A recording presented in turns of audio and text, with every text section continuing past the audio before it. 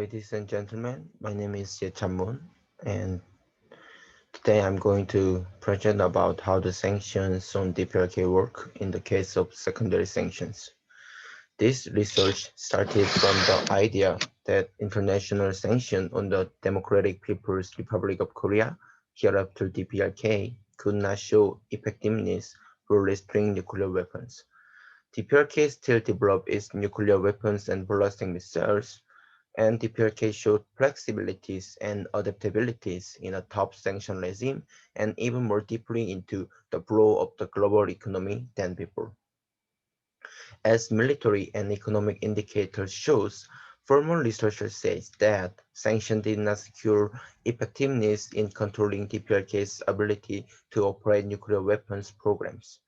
Then, a new method of sanctions, the secondary sanctions, really works for nuclear non-proliferations.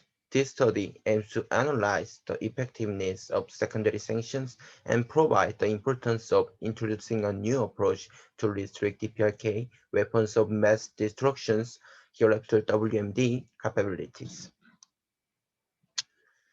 A secondary sanction is a sanction against third-party companies and banks that transact with DPRK.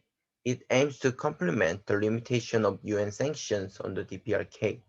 UN Security Council show weak enforcement.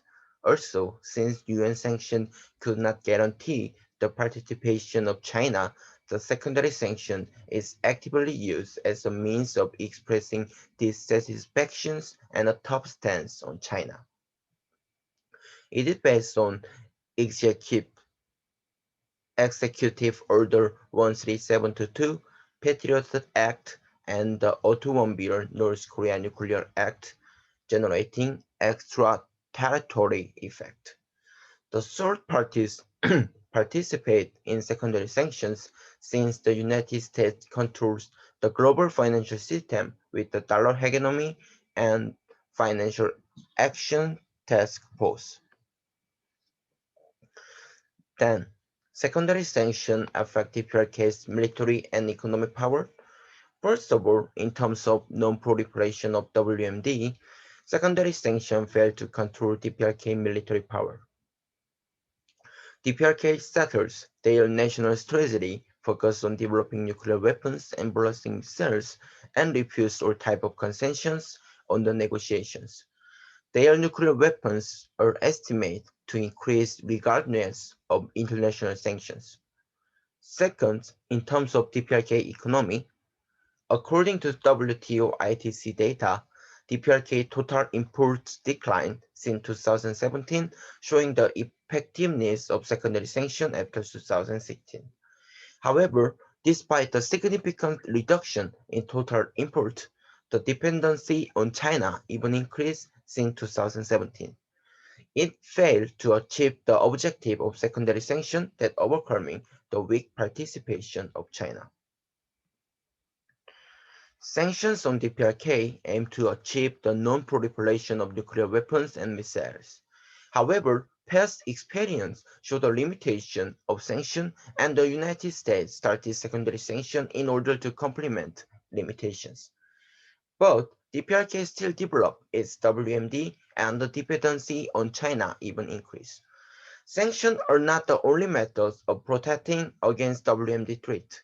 It is time to think of alternatives. Future research will be a focus on providing the policy implications on overcoming the limitations of sanctions.